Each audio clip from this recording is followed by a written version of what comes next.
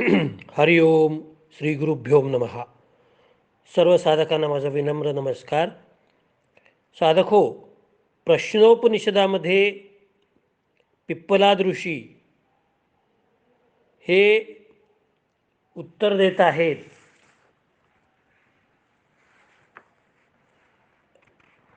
त्यांनी 3 प्रश्न विचारलेले आहेत.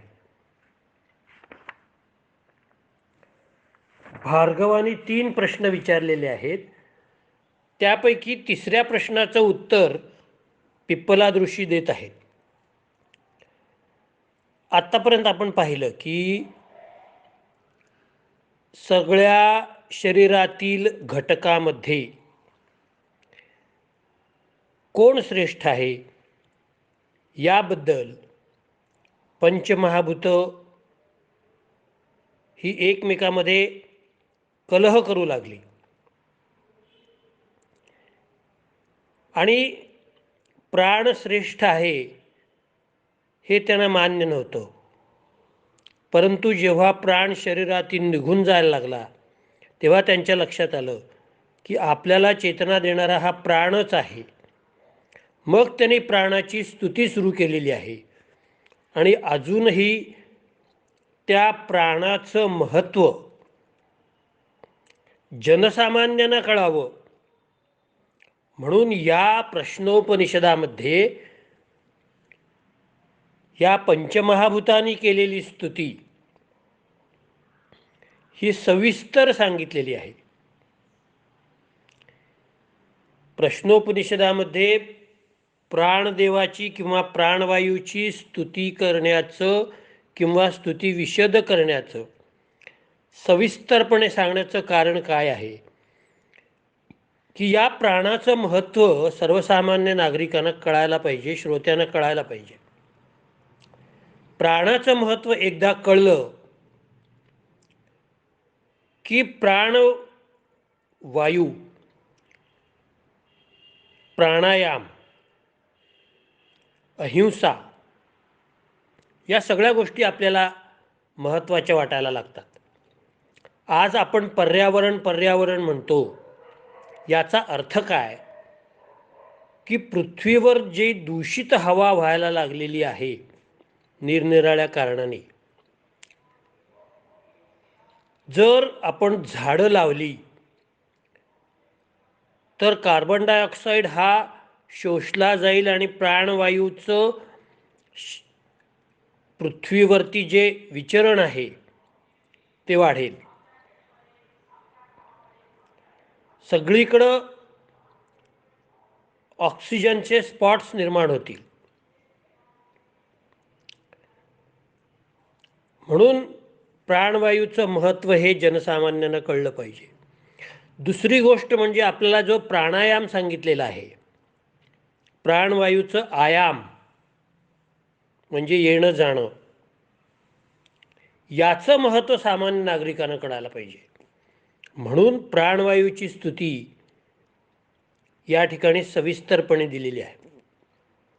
प्रत्येक जीवजंतूमध्ये प्राण असतो आणि म्हणून हिंसा करू नये ही एक गोष्ट प्राणाच्या महात्म्यातून आपल्याला कळायला पाहिजे. आता ही सगळी जी पंचमहाभूतं आहेत ही प्राणवायूची आणखी स्तुती कशी करतायत बघा. प्रजापतिश्चरसी गर्भे त्वमेव प्रतिजायसे तुभ्यं प्राण प्रजास्तित्वा बलिम हरयति यः प्राणे प्रतिष्ठितसी. 7व्या मंत्रामध्ये प्राणवायूची अशी स्तुती केलेली आहे. प्राण त्वम एव प्रजापती, हे प्राणा तूच प्रजापती आहेस.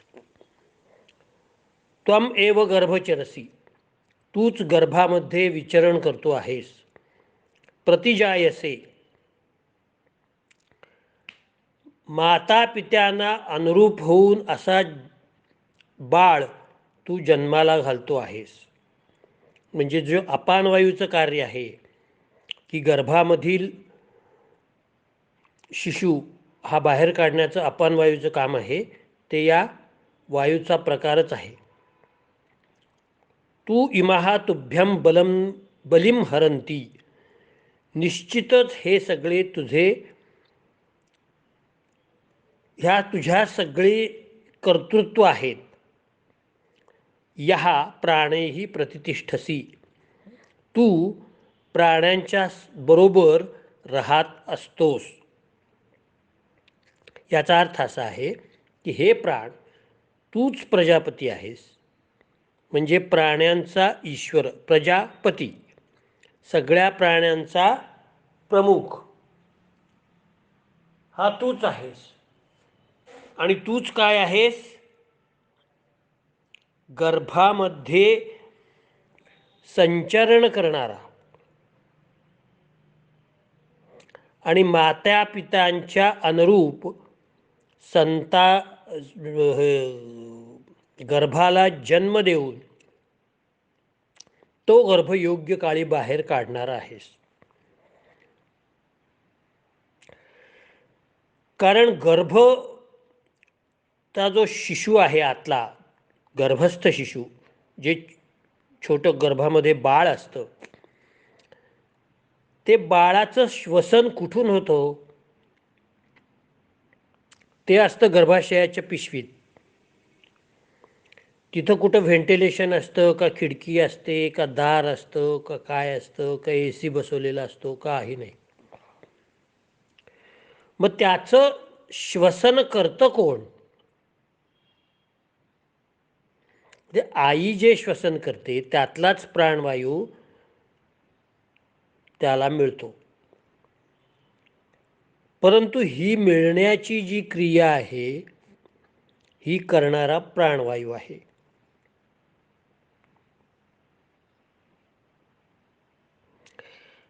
आणि मग हे प्राणवायू तू समान वायूचं रूप घेऊन जाठराग्नी प्रदीप्त करतोस आणि आम्हाला भूक लागेल अशी व्यवस्था करतोस. सर्व प्राणीमात्रांना भूक लागेल अशी व्यवस्था करतोस. आणि प्राण, अपान, व्यान, उदान, समान अशा 5 प्रकारांनी हे प्राणवायू तू शरीरामध्ये स्थित आहेस, शरीरामध्ये समाविष्ट आहेस. आता 8व्या मंत्रामध्ये पुन्हा आणखी स्तुती करतात. हे सगळं लोकांना कळलं पाहिजे की प्राणवायूचं कार्य किती मोठं आहे.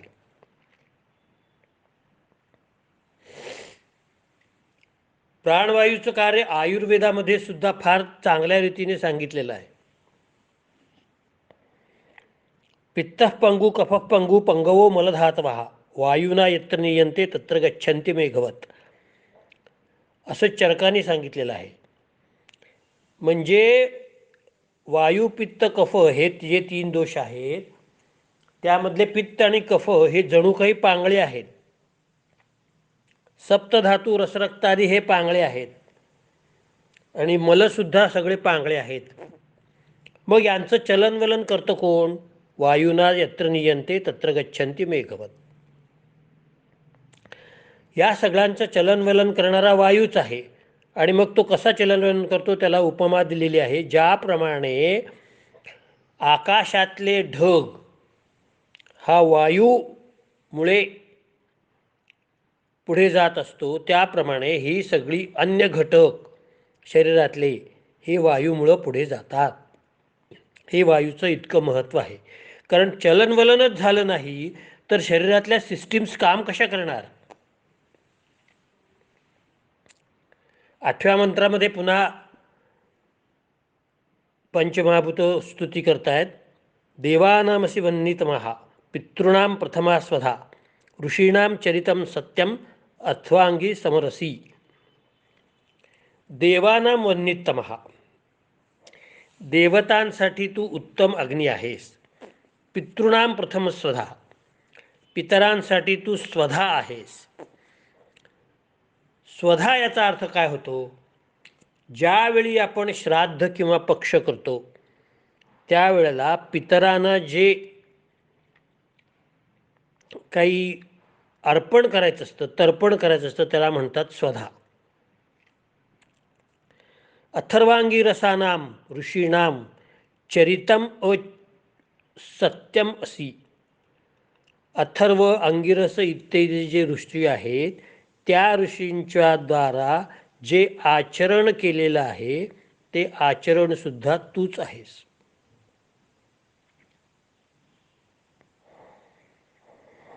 आता वायूला किती महत्त्व दिलेलं आहे बघा. देवतांसाठी तू अग्नी आहेस. अग्नी हा सगळ्यात पवित्र मानला जातो. अग्नी पवित्र का आहे? कारण तो निर्जंतुक करतो. तो काहीही कुठलीही इम्प्युरिटी ठेवत नाही. आज ऑपरेशन थिएटरमध्ये जो स्टरलायझर असतो त्याच्यामध्ये ही सगळी शस्त्र ऑपरेशनची ही ठेवली जातात. ऑटोक्लेव्ह मशीन असतं त्याच्यामध्ये प्रचंड तापमानामध्ये ही सगळी ठेवलेली असतात. त्याचा अर्थ काय? ती अग्नीच्या सान्निध्यात असल्यामुळे, कोणत्या तरी स्वरूपात, इलेक्ट्रिकचा असू दे पण अग्नी आहे तो, त्यामुळे ती शस्त्र निर्जंतुक होतात. तसं पूर्वीच्या काळी यज्ञ करून हवा ही निर्जंतुक केली जायची. एवढ्या अग्नीचे 20-25 फूट उंच असा अग्नी त्या यज्ञातून बाहेर यायचा आणि त्यावेळेला आसपासच्या अनेक किलोमीटरवरती हे जीवजंतू नष्ट व्हायचे. कारण त्याची उष्णताच एवढी असायची की त्या उष्णतेला हे जीवजंतू टिकत नव्हते. म्हणून पूर्वीच्या काळी यज्ञाला एवढं महत्त्व होतं. आणि हा जो अग्नी आहे यज्ञातला, तो पवित्र अग्नी देवतांपर्यंत पोहोचवणारा कोण आहे? प्राण आहे. कारण यज्ञामध्ये फुंकल्याशिवाय तो अग्नी वर जात नाही. आता शेगडीवर स्वयंपाक करणाऱ्या ज्या भगिनी असतील त्या फुंकणी घेऊन ते अग्नी फुंकतात आणि प्रदीप्त करतात. म्हणजे फुंकतात म्हणजे काय करतात? वायूच त्याच्यामध्ये सोडतात ना. तसं यज्ञ करताना पूर्वीचे ऋषीमुनी हे फुंकत असत, म्हणजेच प्राणवायूचं संदूषण करत होते. प्राणवायू त्या अग्नीमध्ये चेतवायचं काम करत होता. पुढं सांगतात पितरों के लिए स्वधा है. पितरांसाठी तर्पण करणारा तूच आहेस. अथर्व, अंगिरस हे जे तपस्वी आहेत त्यांनी जे आचरण केलेलं आहे, आदर्श आचरण केलेलं आहे आयुष्यामध्ये, त्यातलं सत्य म्हणजे त्याची अनुभूती ही तूच आहेस. असं का म्हटलंय? कारण ऋषी जे तपश्चर्या करत होते त्यावेळेला ते प्राणायाम करत होते, श्वास रोखून धरत होते. स्वतःचा श्वास बंद ठेवून ते प्राणायाम करायचे, ध्यान करायचे.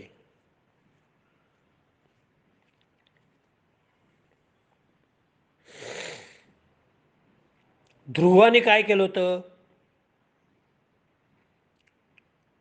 ओम नमो भगवते वासुदेवाय हा नारदाने जप सांगितला. थोडे दिवस वाळलेली पानं खाल्ली, मग नुसतं पाणी पिलं, नंतर एका पायावर उभारून त्याने स्वतःचा श्वासच रोखून धरला. ध्रुवाने श्वास रोखून धरल्यानंतर सगळ्या सृष्टीमध्ये प्राणवायू यायचंच बंद झालं. मग देवता सगळे विष्णूकडे गेले, म्हणाले काहीतरी पृथ्वीवर अघटित घडायला लागलेलं आहे. विष्णूंच्या लक्षात आलं की ध्रुवाने श्वास रोखलेला आहे, त्याचा परिणाम पृथ्वीवरती झालेला आहे आणि सगळे प्राणी मात्र तडफडायला लागलेत, ऑक्सिजन मिळत नाही आहे. आणि मग त्याने ध्रुवाला दर्शन दिलेलं आहे, अशी भागवतामध्ये कथा आहे. याचा अर्थ अथर्व, अंगिरस हे जे ऋषी आहेत त्यांनी जे प्राणवायू रोखून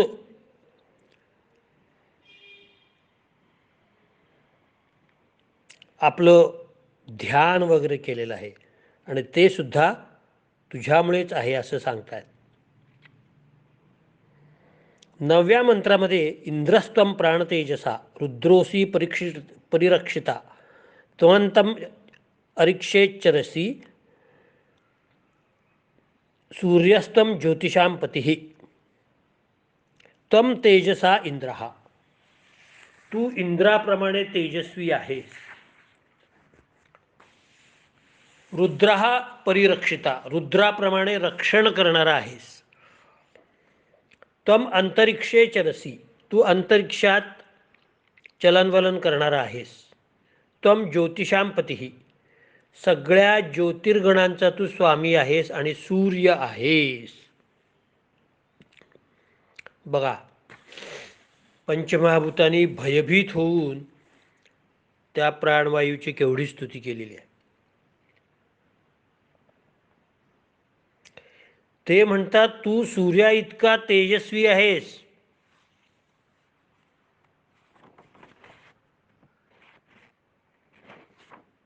इंद्रा इतका तेजस्वी आहेस, शक्तिमान आहेस.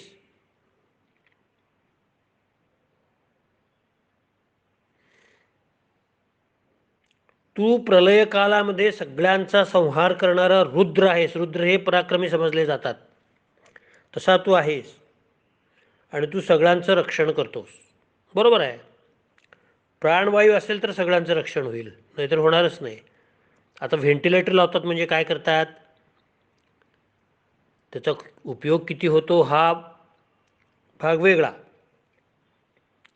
पण व्हेंटिलेटर लावतात म्हणजे काय, फुफ्फुसाला उत्तेजित करण्याचा शेवटचा प्रयत्न असतो. जे हृदय आणि फुफ्फुस बंद पडायच्या मार्गावर आलेलं असतं त्यांना बाह्यतः चालना देऊन ते प्रज्वलित करायचा प्रयत्न करतात.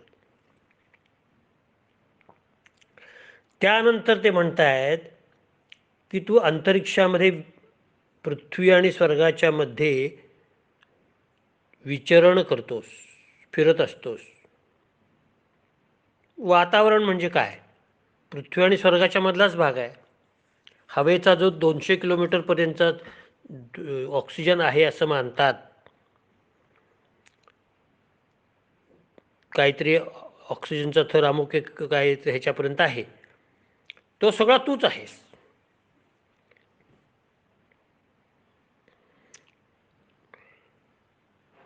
त्यानंतर अग्नी, चंद्र, तारे ह्या सगळ्यांना तेज देणारा तूच आहेस. यच्चंद्रमसी यच्चाग्नो तत्तेजो विद्धिमामुखम, 15व्या अध्यायात भगवान सांगतात अग्नी, चंद्र, सूर्य या सगळ्यांचं तेज म्हणजे मीच समज. म्हणजे हा जो प्राणवायू आहे हा शेवटी काय आहे, परमात्म्यानेच निर्माण केलेला आहे. परंतु प्राणवायूचं महत्त्व प्रश्नोपनिषदामध्ये पिप्पलाद ऋषी पंचमहाभूतांच्या आख्यानातून सांगतायत. यदा त्वमभिवर्षस्ते माह प्राणते प्रजाः आनंदरूपस्तिष्ठन्ति कामयान्नं भविष्यतीति. यदा त्वम अभिवर्षसी, जेव्हा तू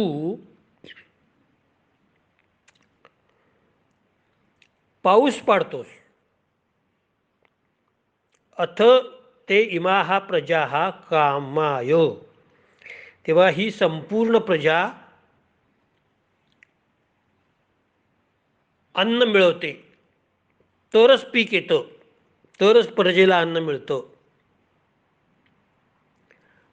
इति आनंदरूपाः तिष्ठन्ति, हे समजून घेऊन आम्हाला खूप आनंद होतो. आता प्राणवायूचा आणि पावसाचा संबंध काय,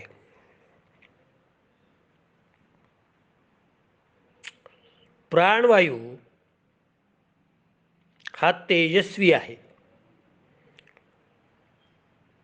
सूर्याचं तेज म्हणजे प्राणवायूचंच तेज आहे. आणि सूर्याच्या किरणांनी समुद्राची वाफ होऊन त्याचे ढग बनतात वगैरे, आपण शाळेत शिकलेलो आहोत. त्यामुळे मेघरूप होऊन पृथ्वी लोकांवर तू पाऊस पाडतोस, वर्षा करतोस, वर्षाव करतोस.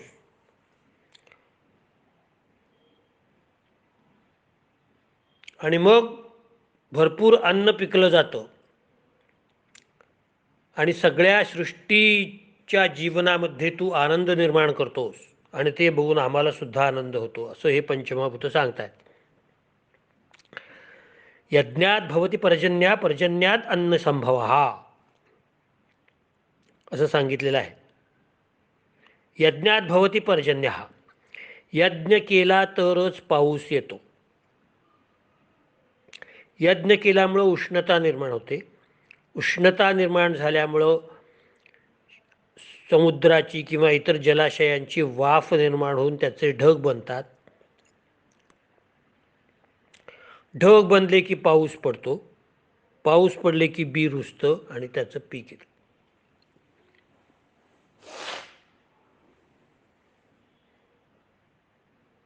आणि मग पीक आल्यानंतर सगळेजण खुश होतात.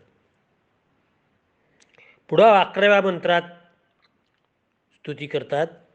व्रात्यस्त्वं प्राणकर्षिता विश्वस्य संपत्तिः वयमाद्यस्य दातारः पिता त्वं मातरिश्वनः. त्वं त्वात्यः एकर्षिः तू संस्कारित असून सुद्धा एकमात्र सर्वश्रेष्ठ ऋषी आहेस. वयम आद्यस्य दातारः, आम्ही तुझ्यासाठी नैवेद्य देणारे आहोत. आत्ता विश्वस्य सत्पतिः, आम्ही दिलेल्या नैवेद्याचं भक्षण करणारा सगळ्या जगाचा श्रेष्ठ स्वामी तू आहेस. मातरिश्व त्वं नः पितः, हे आकाशात विचरण करणाऱ्या प्राणा, मातरिश्व म्हणजे काय, आकाशात विचरण करणारा प्राणा, तू आमचा जणू काही पिता आहेस, आम्हाला उत्पन्न करणारा आहेस.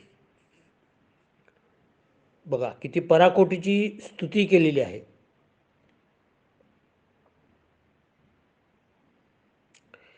प्राणवायूला सगळेजण म्हणतायत की हे प्राण, तू बाहेरून संस्काररहित दिसतोस. म्हणजे वायूवर कोणताही आपल्याला संस्कार करता येत नाही, कारण वायू हातातच सापडत नाही. जसं पाण्यामध्ये काही मिसळता येतं, पृथ्वीच्या मातीमध्ये काही मिसळता येतं, सूर्याचं काहीतरी प्रकाशाचं रूपांतर करता येतं, तसं आकाश आणि वायूला आपण धरू शकत नाही. परंतु असा संस्काररहित असून सुद्धा तू सर्वश्रेष्ठ ऋषीप्रमाणे आहेस. सर्वश्रेष्ठ ऋषींचं लक्षण काय आहे?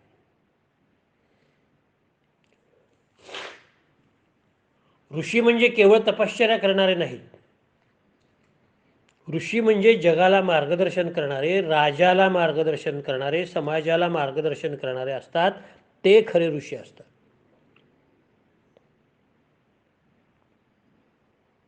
म्हणून पूर्वी प्रत्येक राजाच्या पदरी एक कुलगुरू असायचे. जसं दशरथाकडं वसिष्ठ ऋषी होते, पांडवांकडं कृपाचार्य होते, यादव कुळामध्ये गर्गमुनी होते. असे प्रत्येक मोठ्या मोठ्या कुळामध्ये एक कुलगुरू असायचे. ते ऋषी अत्यंत ज्ञानी, तपस्वी, राजनीती दंडनीती जाणणारे आणि ते योग्य वेळी राजाला योग्य सल्ला द्यायचे. असा सर्वश्रेष्ठ जणू काही तू ऋषी आहेस. तू स्वभावाने शुद्ध आहेस. तू मुळातच शुद्ध आहेस, म्हणून तुला शुद्ध करायची गरजच नाही. प्राणवायू हा मुळातच शुद्ध आहे. It is oxidised. आताच्या मॉडर्न ॲलोपॅथी सायन्सप्रमाणे सांगायचं तर ऑक्सिडेशन ही जी मेथड आहे, रक्तामध्ये हिमोग्लोबिन वाढवणे, रक्तामध्ये रक्तामधला ऑक्सिजन वाढला की प्रतिकारशक्ती वाढते.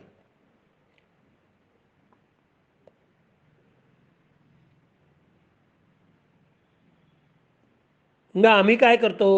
आम्ही सगळे इंद्रिय, मन, पंचमहाभूत आम्ही ही सगळे काय करतो? वेगवेगळ्या प्रकारची जणू काही भोजन सामुग्री तुला अर्पण करतो आणि तू ते ग्रहण करतो. तू सगळ्या विश्वाचा उत्तम स्वामी आहेस. तू अंतरिक्षात संचार करत असलास तरी सगळ्या प्राणिमात्रांचा तू स्वामी आहेस.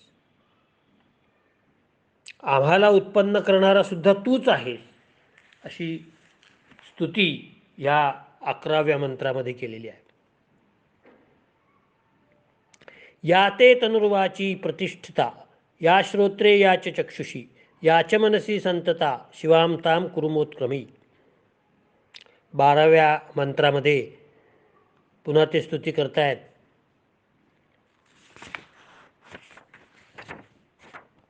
की या ते तनुवाची प्रतिष्ठिता, हे जे तुझं स्वरूप वाणीमध्ये स्थित आहे. या श्रोत्रे, श्रवणेंद्रियामध्ये म्हणजे कानामध्ये आहे. या चक्षुषी, डोळ्यामध्ये आहे. या मनसी, मनामध्ये आहे. संतता ताम, जे व्याप्त आहे. शिवाम कुरुबन मा उत्कर्मीही, तू माझं कल्याण कर आणि माझ्यापासून ती शक्ती काढून घेऊ नकोस. हे प्राण,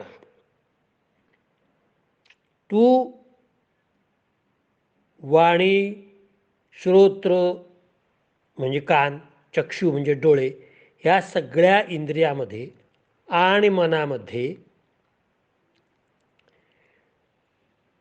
व्याप्त आहेस. आणि तू व्याप्त आहेस म्हणून त्यांचं कार्य व्यवस्थित चाललेलं आहे.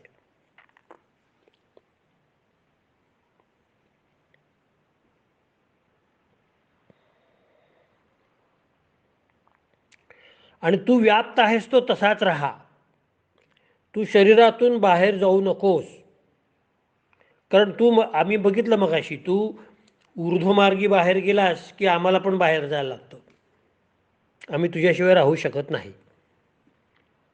म्हणून आम्हाला तुला प्रार्थना करावीशी वाटते किंवा आम्ही तुला प्रार्थना करतो की तू जसा पंचज्ञानेंद्रिय, पंचकर्मेंद्रिय आणि मनामध्ये व्याप्त आहेस तसाच व्याप्त राहा.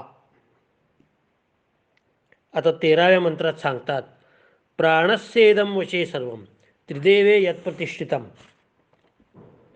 मातेव पुत्राम रक्षस्व श्रीश्च प्रज्ञाम विदेहिनः.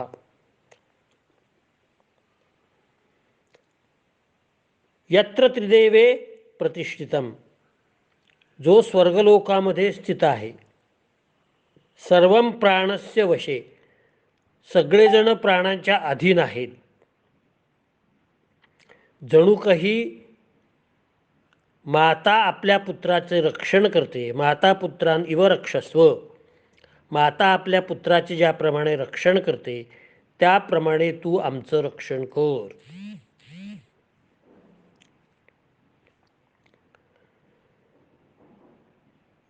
च नहाश्री ही च प्रज्ञा, आम्हाला कांती बुद्धी प्रदान कर.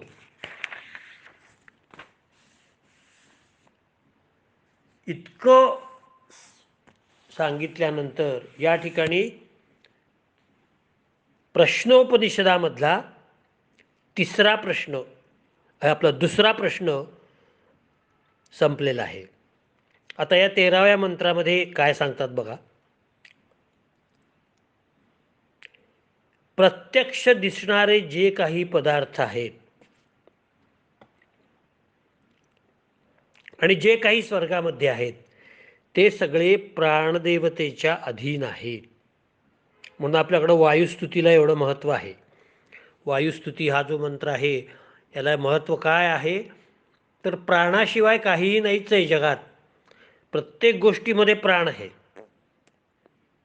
आपण म्हणतो ना, ही कलाकृती करताना त्यांनी आपला प्राण ओतला आहे. प्राण ओतला आहे म्हणजे काय? त्या माणसाचं जे कौशल्य आहे, जे वैभव आहे, जो प्रयत्न आहे, जे मनाची एक त्यामध्ये इन्व्हॉल्वमेंट आहे, हे सगळं त्यांनी ती कलाकृती निर्माण करताना वापरलेलं आहे. असा असलेला हे प्राण, माता ज्याप्रमाणे पुत्राचे रक्षण करते त्याप्रमाणे तू आमची रक्षा कर आणि तू आम्हाला सोडून जाऊ नकोस. अशा प्रकारे भार्गव ऋषींनी दिलेल्या तिन्ही प्रश्नांचं उत्तर पिप्पलाद ऋषीने समजावून सांगितलेलं आहे. पहिल्या प्रश्नाचं उत्तर असं सांगितलेलं आहे की सर्व प्राण्यांच्या शरीरामध्ये बाहेर आणि आत आकाश हे तत्व आहे. त्याच्याबरोबर शरीरातल्या अवयवांची पूर्ती करणारे वायू, अग्नी, जल, पृथ्वी हे 4 तत्व आहेत, म्हणजे पंचमहाभूत झाली. 10 इंद्रिय आणि अंतःकरण